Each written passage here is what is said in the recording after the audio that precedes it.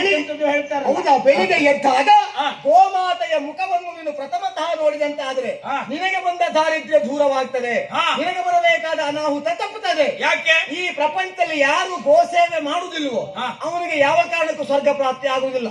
ಆಲೋಚನೆ ಮಾಡು. ಹಾಲು, ಮೊಸರು, ಗೋಮಯ, ಗೋಮೂತ್ರ ಹಾಗೂ ತುಪ್ಪದಿಂದ ಪಂಚಗವ್ಯವನ್ನು ಸಿದ್ಧಪಡಿಸ್ತೇವೆ.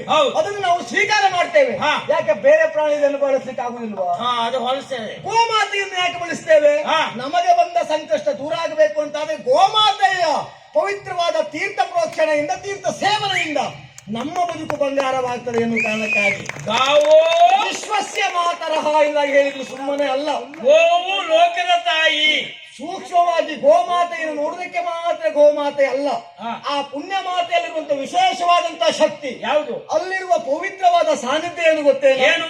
ಹಣೆಯಲ್ಲಿ ಬ್ರಹ್ಮನನ್ನು, ಕಣ್ಣಿನಲ್ಲಿ ವಿಷ್ಣುವನ್ನು, ಕೊರಳಲ್ಲಿ ವಿಷ್ಣು ರುದ್ರನನ್ನು, ಕೊಂಬುಗಳಲ್ಲಿ ಸೂರ್ಯಚಂದ್ರನನ್ನು, 4 ಕಾಲಿನಲ್ಲಿ 4 ವೇದವನ್ನು, 4 ಕಾಲಿನ ಅಷ್ಟ ಗೊರಸುಗಳಲ್ಲಿ ಅಷ್ಟ ದಿಕ್ಪತಿಯನ್ನು, ಕೋಟಿ ಕೋಟಿ ರೋಮರಾಶಿಗಳಲ್ಲಿ ದೇವಾನು ದೇವತೆಗಳನ್ನು, ಮುಕ್ಕಾಲದಲ್ಲಿ ಸರ್ಪ ಸಂತತಿಯನ್ನು, ಕೆಚ್ಚರಲ್ಲಿ ಅಮೃತತ್ವವನ್ನು ಕಂಡಂತ ಪುಣ್ಯತಮವಾದಂತಹ ಸಂಸ್ಕೃತಿ ನಮ್ಮದ್ದು.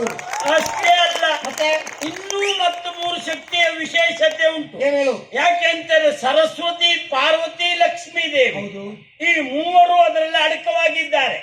ಎಲ್ಲಿವರೆಗೆ ಅಂದ್ರೆ ನೀನು ಹೇಳಿದ ಹಾಗೆ ಹಾಲಿನಲ್ಲಿ ಸರಸ್ವತಿ, ಮತ್ತೆ ಗೋಮೂತ್ರದಲ್ಲಿ ಪಾರ್ವತಿ ದೇವಿ, ಕೊನೆಯದ್ದಾಗಿ ಬಂದವಳು ಲಕ್ಷ್ಮಿ. ಹೌದು, ಗೋಮಯ. ಅವಳು ಕೇಳುವಾಗ ಮತ್ತೆಲ್ಲೂ ಜಾಗ ಇಲ್ಲ, ಎಲ್ಲ ಕಡೆಗೆ ದೇವತೆಗಳು, ತ್ರಿಮೂರ್ತಿಗಳು ಎಲ್ಲ ಆವರಿಸಿ ಆಯ್ತು. ಇನ್ನಿರುವುದು ಅಂತ ಹೇಳಿದ್ರೆ ಗೋಮಯ ಅಂದ್ರೆ ಸಗಣಿ ಮಾತ್ರ ಇದ್ದದ್ದು ಅಂತ ಹೇಳಿದಾಗ, ಆಗ ಅದೇ ಅಡ್ಡಿಲ್ಲ ಅಂತ ಲಕ್ಷ್ಮೀ ದೇವಿ ಅಲ್ಲಿ ವಾಸಸ್ಥಾನವಾಗಿ ಉಳ್ಕೊಂಡ್ರು. ಅದ್ರ ಅರ್ಥ ಎಂತ? ಯಾಕೆ ಲಕ್ಷ್ಮಿ ನಮ್ಮ ಮನೆಯ ಬಾಗಿಲಿಗೆ ಬರಲಿ, ಅದರಿಂದ ಲಕ್ಷ್ಮಿ ಅನುಗ್ರಹ ಆಗ್ಲಿ ಹೇಳುವುದು ಉದ್ದೇಶ.